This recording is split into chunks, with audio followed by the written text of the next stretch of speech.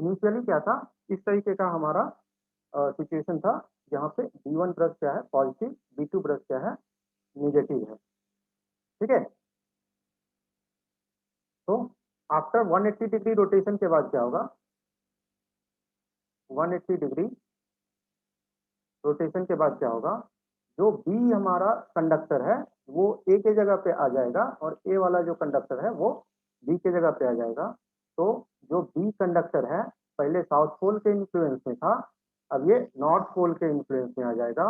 और जो a conductor है वो पहले नॉर्थ पोल के इन्फ्लुएंस में था, अभी किसके इन्फ्लुएंस में आ गया, साउथ पोल के इन्फ्लुएंस में आ गया।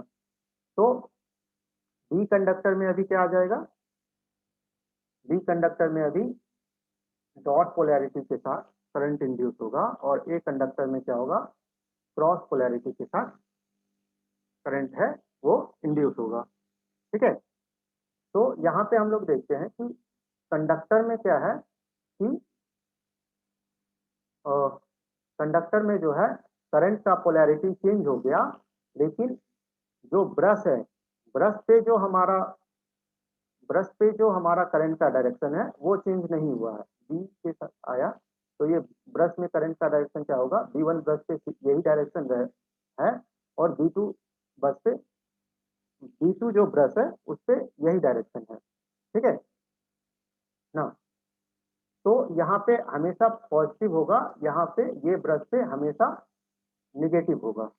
ठीक है, तो यहाँ पे हम लोग क्या देखते हैं कि जो ये हमारा कंडक्टर है वो, ये जो स्प्लिट रिंग है, स्प्लिट रिंग के एक पोर्शन से हमेशा कनेक्टेड रहता है।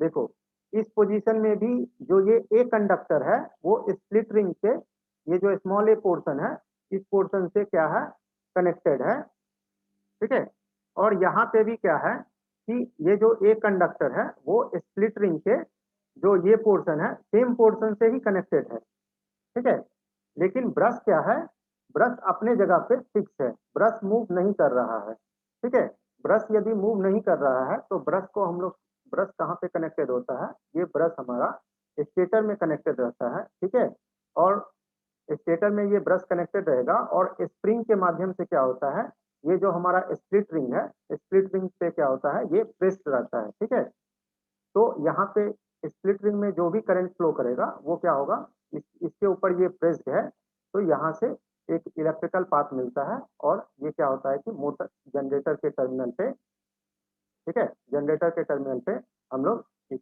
पॉइंट को कनेक्ट कर देंगे तो यहाँ से हमारा पॉजिटिव निकल जाएगा और इसको जहाँ पे कनेक्ट करेंगे वहां से हमारा नेगेटिव पोलैरिटी मिल जाएगा। ठीक है, सेम चीज होगा मोटर के केस में, उल्टा होगा। ठीक है, तो इस तरीके से क्या है हमारा डीसी मशीन जो है ये वर्क करता है। जो ये स्प्लिट रिंग है, यहीं पे यदि नंबर ऑफ कंडक्टर्स यदि हमारा ज्यादा हो गया, नंबर ऑफ कंडक्टर्स ज्यादा हो गया तो क्या करेंगे, यही स्प्लिट रिंग को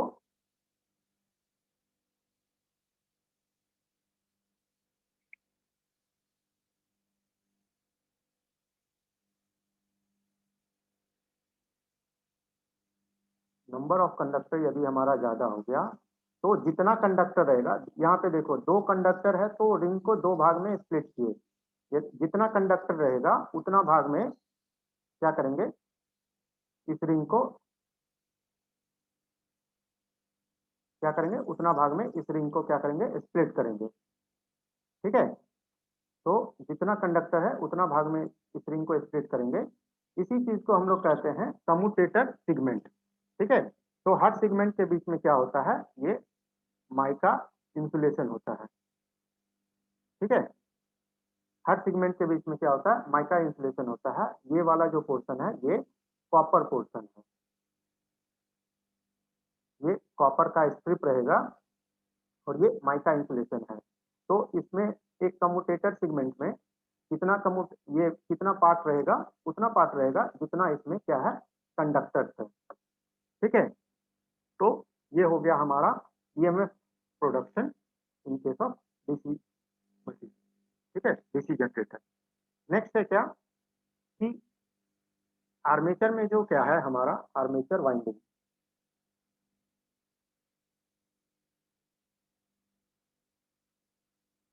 आर्मेचर वाइंडिंग। तो आर्मेचर में जो कंडक्टर्स होते हैं वो दो तरीके से कनेक्ट हो सकता है। एक होगा, उसको कहते हैं लैप वाइंडिंग, ठीक है। दूसरा होता है वेव,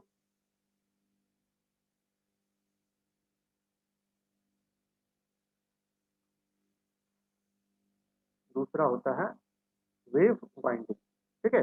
लैप वाइंडिंग के केस में क्या है, कंडक्टर्स जो है वो इस तरीके से कुछ कनेक्ट होता है।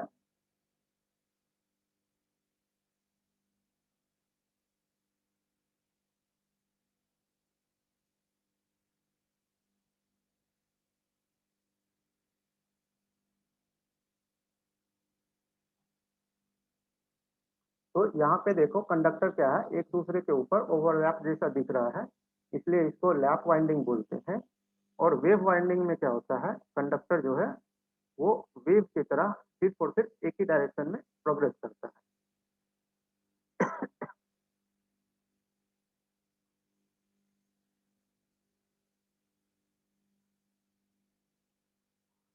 वेव वाइंडिंग,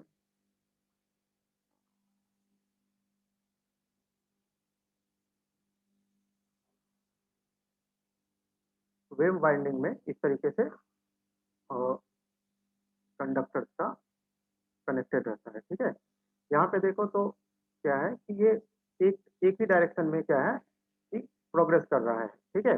यहाँ पे ओवरलैप जैसा दिख रहा है, इसलिए इसको लैप कहते हैं, इसको वेव कहते हैं। तो अभी हम लोग क्या करेंगे कि एक मशीन का देखेंगे कि वाइंडिंग कैसे कनेक्टेड रहता है, उसमें ब्रश कैसे कनेक्टेड रहते हैं, ठीक है। तो इसके लिए हम लोग क्या करते हैं, एक 4 पोल का मशीन लेते हैं, ठीक है। एक 4 पोल 12 स्लॉट 12 स्लॉट और 2 कंडक्टर पर स्लॉट, इस टाइप का एक डीसी डीसी मशीन लेते हैं जिसमें कि वाइंडिंग जो है वो लैप घूम रहे, ठीक है। तो इसमें इस तरीके से हमारा वाइंडिंग कनेक्टेड रहेगा, इसको हम लोग देखेंगे, ठीक है। 12 स्लॉट कहने का मतलब क्या है, 12 स्लॉट कहने का मतलब है कि जो ये हमारा आर्मेचर है, इस आर्मेचर पे ये टोटल जो स्लॉट होंगे, वो स्लॉट होंगे, टोटल 12 स्लॉट होंगे, ठीक है। और 2 कंडक्टर पर स्लॉट करने का मतलब क्या है कि इस स्लॉट को यदि हम लोग इस तरीके से देखते हैं तो हर स्लॉट में 2 कंडक्टर होता है, ठीक है। हर स्लॉट में 2 कंडक्टर होगा, ठीक है ना। Since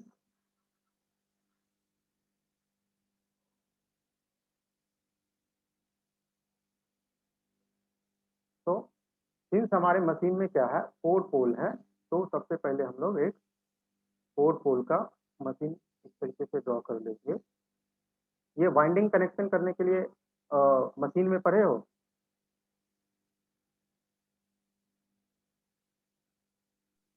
hello. यस सर पढ़े थे। यस सर पढ़े थे। ओके, तो बारे में कुछ नॉलेज होगा, तो हम लोग क्या करेंगे, क्विकली इसको थोड़ा देख लेते हैं।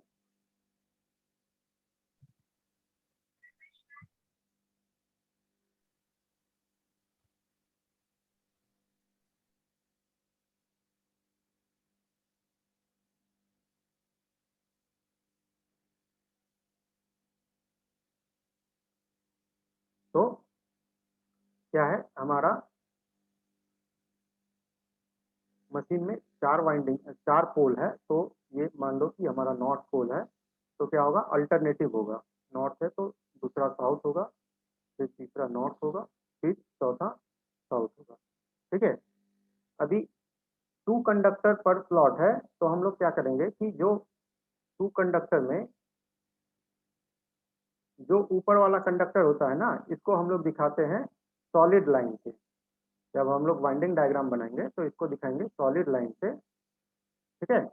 और जो नीचे वाला कंडक्टर होता है इसको दिखाते हैं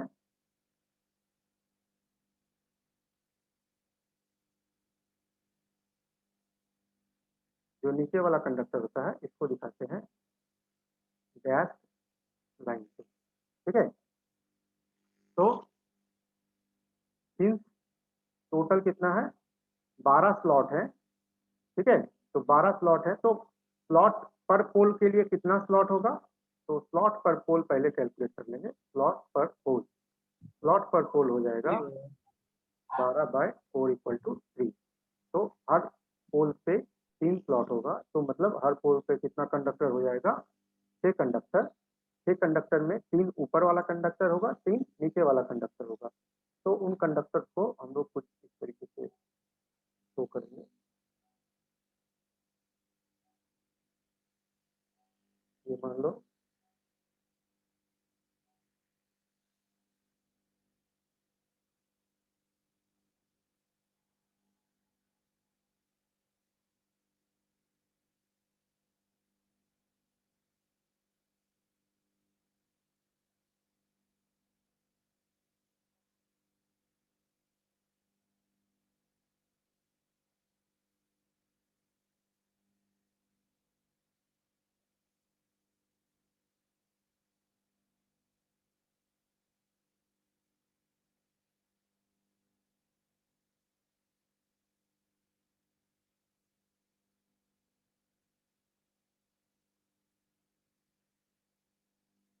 ठीक है, तो ये हमारा हो गया ये ऊपर वाला कंडक्टर। नीचे वाले कंडक्टर के लिए मैं डैश लाइन में एक दूसरा कलर यूज कर लेता हूँ। ये हमारा मान लो ये दोनों का दूसरा वाला कंडक्टर है।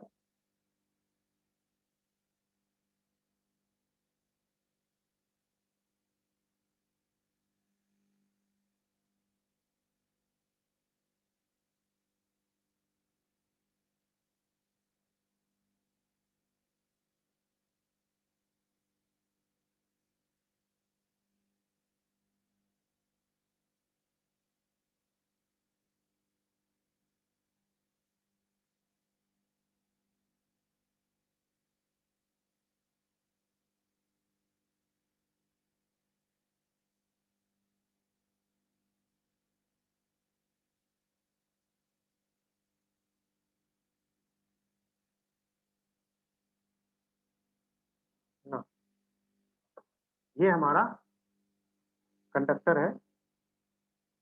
ये हमारा हो गया 1 नंबर, 2, 3, 4, 5, 6, 7, 8, 9, 10, 11, 12।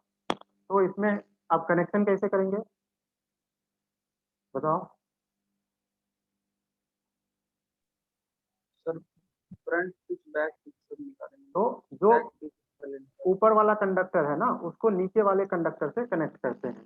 तो मान लो कि ये एक स्लॉट है और ये एक दूसरा स्लॉट है। तो इस स्लॉट के कंडक्टर को इस स्लॉट के कंडक्टर से कनेक्ट करना है, तो हम लोग क्या करेंगे ऊपर वाले कंडक्टर को नीचे वाले से कनेक्ट करेंगे। ठीक है, तो ऊपर वाले कंडक्टर को नीचे वाले कंडक्टर से कनेक्ट करेंगे। तो कौन सा कंडक्टर से कनेक्ट करेंगे? हम्म? 1 का ग्रीन और 4 का रेड।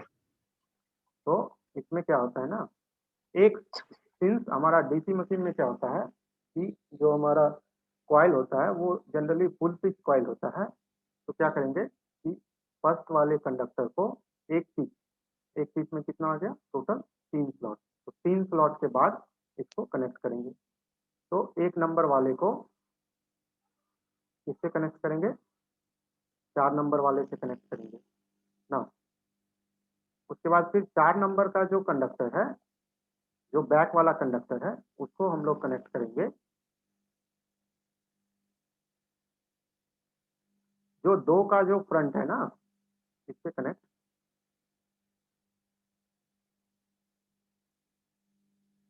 इसके साथ हम लोग कनेक्ट करते हैं। उसी तरीके से ये कितना हो गया +3 और सारे कंडक्टर के लिए करेंगे तो क्या हो गया, 2 के बाद से 2 वाले को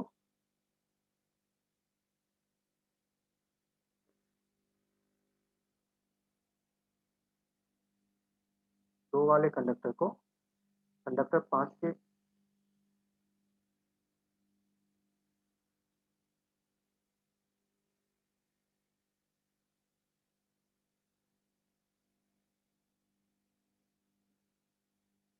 फिर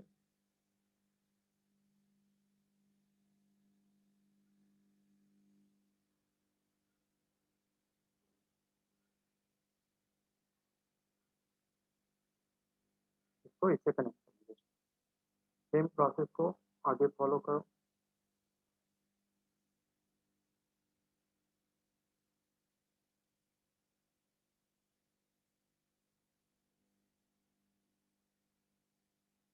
ना अब ये 6 वाला किधर जाएगा,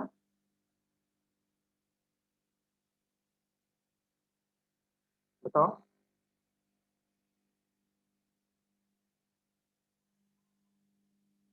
6 वाला जो है 6 -2 करेंगे 4 में जाएगा, ठीक है।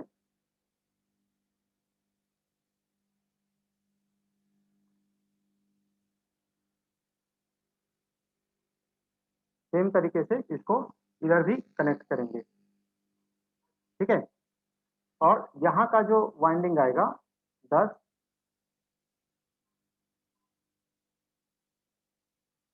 11 और 12, ठीक है। 10, 11 और 12 से जो वाइंडिंग आएगा, मान लो हमारा ये ए है, ई है, ये ई है। इन वाइंडिंग्स को हम लोग इधर पे आके कनेक्ट करेंगे तो क्या हो रहा है कि यहाँ पे एक ओवरलैप सा दिख रहा है, ठीक है। इसलिए इसको लैप वाइंडिंग बोलते हैं। सेम तरीके से ये जो हमारा है, ठीक है, तो ये वहाँ हमारा इधर आके कनेक्ट हो जाएगा ना। अभी क्या है कि नॉर्थ पोल के अंदर जितने भी वाइंडिंग होंगे उस सारे वाइंडिंग में क्या होगा, करंट का डायरेक्शन सेम होगा। तो नॉर्थ पोल के अंदर जितना भी वाइंडिंग है उसमें करंट का डायरेक्शन सेम होगा, और साउथ पोल के अंदर जितना वाइंडिंग होगा उसमें भी करंट का डायरेक्शन सेम होगा, ठीक है। सेम फॉर इधर वाले पोल के लिए भी सेम होगा। तो हम लोग इन वाइंडिंग्स को क्या करेंगे, ये हमारा है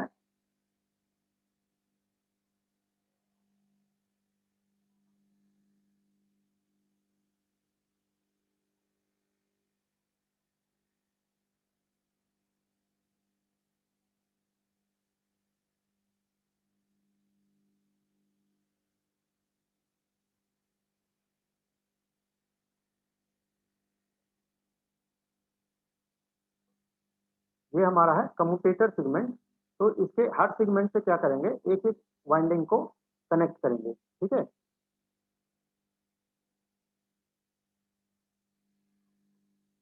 ये मान लो सेगमेंट 1 है, ये सेगमेंट 2 है, ये सेगमेंट 3 है। तो सिमिलरली इधर हो जाएगा सेगमेंट 4 अप टू, कितने सेगमेंट होंगे कम्यूटेटर में, 12। तो इस कम्यूटेटर में होगा टोटल 12 सेगमेंट, ठीक है, क्योंकि हमारे पास टोटल 12 कंडक्टर पेयर अवेलेबल है, ठीक है। नाउ अभी यहाँ पे हम लोग जो ब्रश है, ब्रश को कैसे प्लेस करेंगे,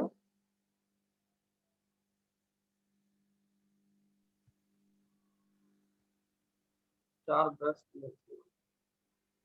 तो ब्रश को प्लेस एक करने के नंबर। लिए हम लोग देखेंगे कि कौन से कम्यूटेटर सेगमेंट में, मान लो कोई हमारा ये कम्यूटेटर सेगमेंट है, तो कौन से कम्यूटेटर सेगमेंट में इससे 2 कंडक्टर कनेक्टेड है, तो कौन से कम्यूटेटर सेगमेंट में या तो करंट आ रहा है, ठीक है, या फिर कौन से कम्यूटेटर सेगमेंट में करंट जो है दोनों कंडक्टर में जा रहा है, ठीक है।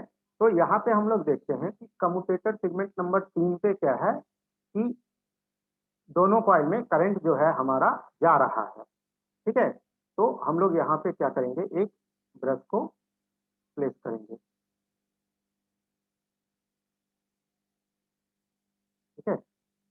एक ब्रश को हम लोग यहाँ पे प्लेस करेंगे, मान लो ये हो गया B1, ठीक है। एक ब्रश को हम लोग यहाँ पे प्लेस किए।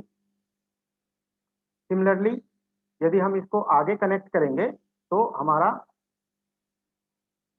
5 6 पे क्या होगा, अगेन 6 नंबर ब्रश पे क्या होगा कि हमारा दोनों साइड का करंट जो है वो सेम डायरेक्शन में होगा। इसलिए क्या है कि हम लोग 6 नंबर पे एक ब्रश को कनेक्ट करेंगे। तो यदि इस वाइंडिंग डायग्राम को हम लोग पूरा कर लेते हैं,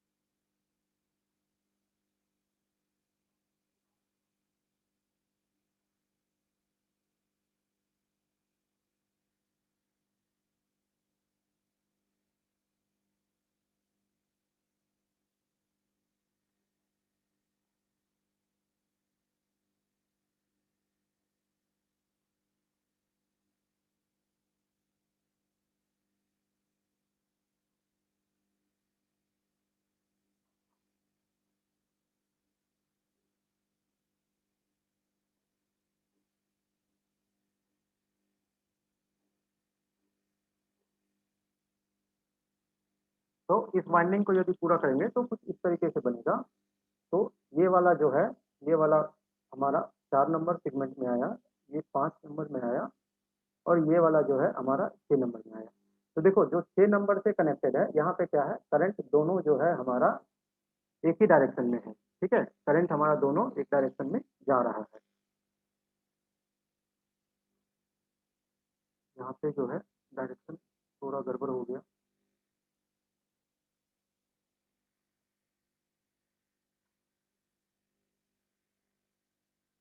ठीक है। डायरेक्शन यहाँ पे एक मिस्टेक है, ये डायरेक्शन डाउनवर्ड डायरेक्शन होगा और ये होगा अपवर्ड, ठीक है। तो यहाँ पे करंट क्या है कि दोनों डायरेक्शन से आ रहा है और यहाँ पे करंट दोनों डायरेक्शन से जा रहा है। उसी तरीके से 7 8 9 9 नंबर देखो किससे कनेक्ट होगा, ये हो गया 7, ये हो गया 8, ये हो गया 9। 9 नंबर जिससे कनेक्टेड है वो वहां पे क्या हो रहा है, करंट हमारा दोनों में जा रहा है। तो करंट जा रहा है 9 नंबर ब्रश पे, ठीक है। 9 नंबर ब्रश पे करंट जा रहा है।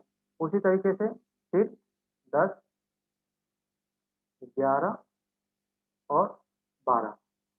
तो 12 नंबर ब्रश पे भी क्या होगा, हम लोग sorry 12 number segment commutator segment पे क्या है, हम लोग एक नया ब्रश को कनेक्ट करेंगे जहां पे करंट क्या होगा, करंट हमारा इस ब्रश से निकलेगा, ठीक है।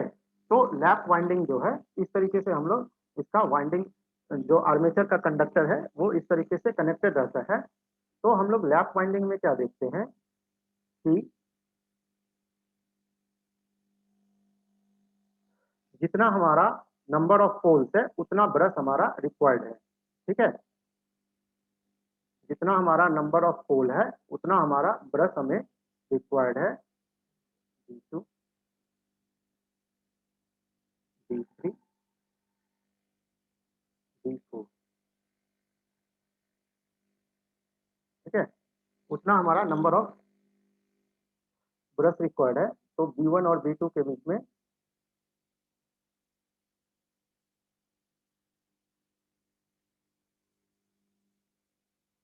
B1 और B2 के बीच में वाइंडिंग नंबर 1, 2 और 3 कनेक्टेड है, उसी तरीके से B2 और B3 के बीच में क्या है, वाइंडिंग नंबर हमारा 4, 5 और 6। यहाँ से देख लो, ये मान लेते हैं B1 है, ये B2 है, ये B3 है और ये B4 है। तो B1 पे कौन कौन सा वाइंडिंग कनेक्टेड है, देखो ये 4 है, ठीक है, तो ये वाला हो गया,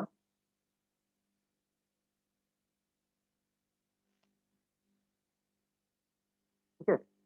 1, 2 और 3 के लिए हमारा उसी तरीके से जो 7, 8 और 9 नंबर कॉइल है वो B3 B4 के बीच में कनेक्टेड है, और बचोगे कि 10, 11 और 12 ये B4 B1 के बीच में कनेक्टेड है। तो या मान लो कि B1 पे हमारा करंट का डायरेक्शन इनवर्ड है, तो मतलब ये यदि निगेटिव है, ये निगेटिव है, ये वाला पॉजिटिव है, ये हमारा निगेटिव है, ये पॉजिटिव है, ठीक है। तो यहाँ पे हम लोग क्या कह सकते हैं कि B1 और B3 को एक साथ कनेक्ट कर सकते हैं, ठीक है। B1 और B3 को एक साथ कनेक्ट करेंगे और B2 और B4 को एक साथ कनेक्ट करेंगे, ठीक है। तो ये हमारा मशीन का पॉजिटिव टर्मिनल आ गया और ये मशीन का नेगेटिव टर्मिनल आ गया, ठीक है। तो इस तरीके से लैप वाइंडिंग में हमारा कनेक्टेड रहता है वाइंडिंग, ठीक है। तो सेम चीज को यदि हम लोग नेगेटिव टर्मिनल वाले बस को एक जगह ले लेते हैं, ठीक है, ये मान लो पॉजिटिव टर्मिनल वाला बस है और ये नेगेटिव टर्मिनल वाले बस को एक जगह ले लेंगे, तो हम लोग इसमें देखेंगे क्या कि total 4 parallel path, total 4 parallel path क्या है इसमें अवेलेबल है, ठीक है। और हर पैरेलल पाथ में क्या है, 3 कंडक्टर हैं, ठीक है। हर पैरेलल पाथ में 3 कंडक्टर हैं। तो इस टाइप का मशीन का क्या होता है, सिंस मान लो कि एक कंडक्टर में मान लो 15 एम्पियर करंट फ्लो कर सकता है, तो सिंस 4 पैरेलल पाथ है तो यहाँ से भी 15, यहाँ से भी 15, यहाँ से भी 15, तो टोटल करंट कितना हो गया, 60। तो इस केस में क्या होता है, जो हमारा करंट रेटिंग होता है मशीन का वो ज़्यादा होता है, ठीक है। और इसके अक्रॉस मान लो कि ईएमएफ जो इंड्यूस हुआ वो मान लो कि 10 वोल्ट है, तो सिंस 3 कंडक्टर हमारा सीरीज में है तो कितना होगा, 30 वोल्ट, ठीक है। तो विथ रिस्पेक्ट टू हमारा वेव वाइंडिंग में क्या होता है, वेव वाइंडिंग के रिस्पेक्ट में क्या होता है, इसमें जो वोल्टेज होता है टर्मिनल वोल्टेज ये लेस होता है, ठीक है, और करंट जो है ये हाई होता है। वेव वाइंडिंग में क्या होगा कि नंबर ऑफ पैरेलल पाथ हमेशा 2 होगा, ठीक है, नंबर ऑफ पैरेलल पाथ हमेशा 2 होगा। तो सिंस टोटल 12 कंडक्टर हैं, तो 12 कंडक्टर क्या हो जाएंगे, 6 कंडक्टर एक पाथ में रहेगा, 6 कंडक्टर एक पाथ में रहेगा और 6 कंडक्टर जो है हमारा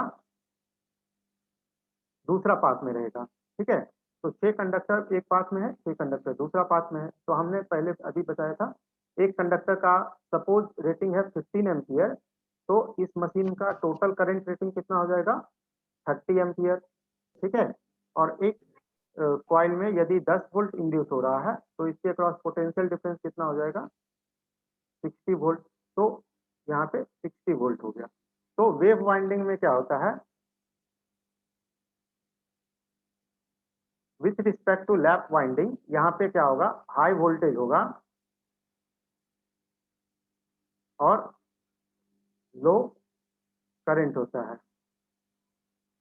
और लैप वाइंडिंग में क्या होता है, लो वोल्टेज होता है, हाई करंट होता है। तो बेस्ड ऑन कि कब हमें किस टाइप का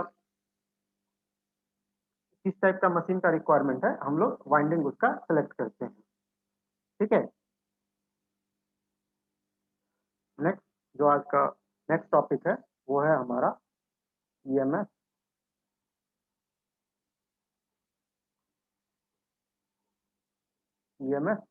जनरेशन। ठीक है, तो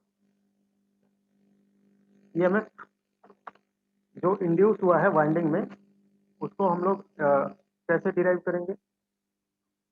तो let us take a machine जिसमें कि पाई है हमारा फ्लक्स पर पोल। ठीक है, जेड है हमारा टोटल नंबर ऑफ कंडक्टर,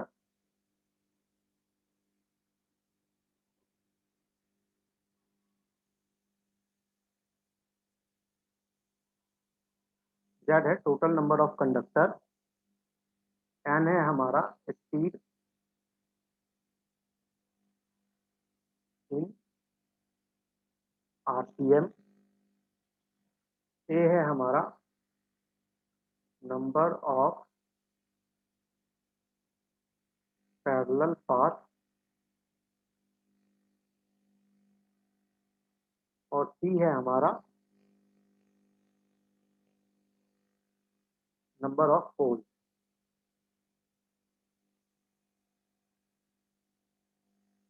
तो सी है हमारा नंबर ऑफ पोल, ए है हमारा नंबर ऑफ पैरेलल पाथ,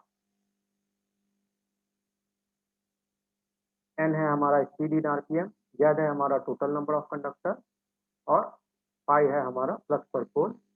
तो ये ए इक्वल टू होता है C in case of lap winding, और ए इक्वल टू होता है 2 in case of wave winding. ठीक है, तो सबसे पहले हम लोग क्या फाइंड करेंगे कि flux cut by one conductor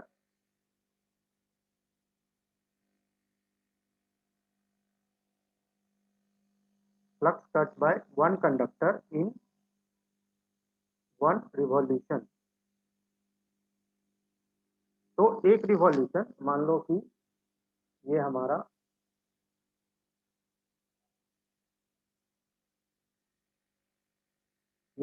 एक कंडक्टर है, 2 पोल का मशीन है। तो एक कंडक्टर के द्वारा कितना फ्लक्स एक रिवॉल्यूशन में कट होगा, बताओ।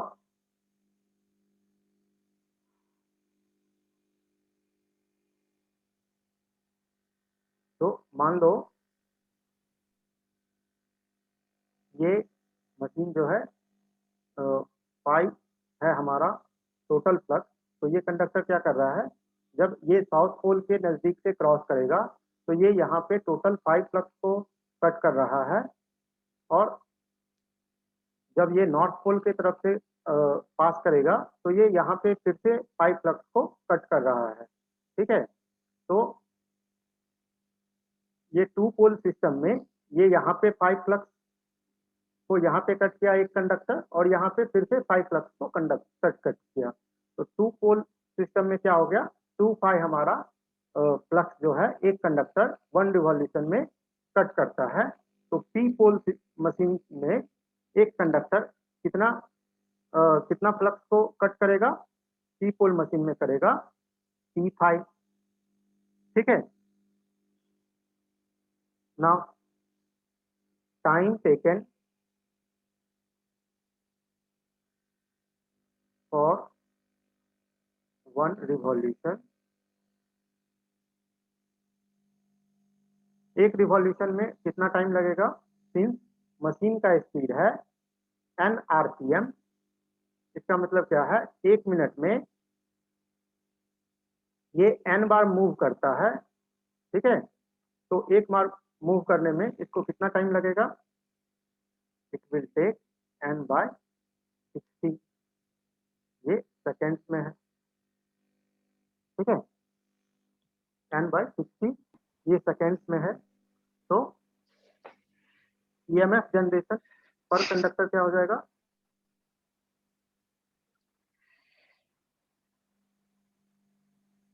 ईएमएफ जनरेशन पर कंडक्टर क्या हो जाएगा,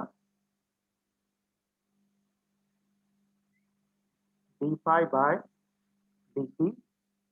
तो एक कंडक्टर में एक रिवॉल्यूशन में कितना एक कंडक्टर एक रिवॉल्यूशन में कितना फ्लक्स शो कट किया है, d∅, और टाइम कितना लगा है, n/60। ठीक है, ये हो गया।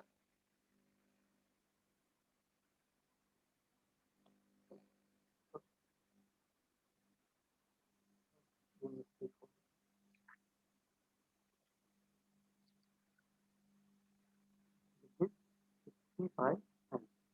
60 सेकेंड्स में n रिवॉल्यूशन करता है, तो एक सेकेंड में कितना रिवॉल्यूशन, एक रिवॉल्यूशन के लिए कितना सेकेंड में टाइम लगेगा, 60/n, 60/n।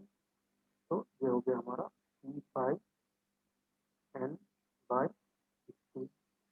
ना ये हो गया एक ईएमएफ, एक कंडक्टर में कितना ईएमएफ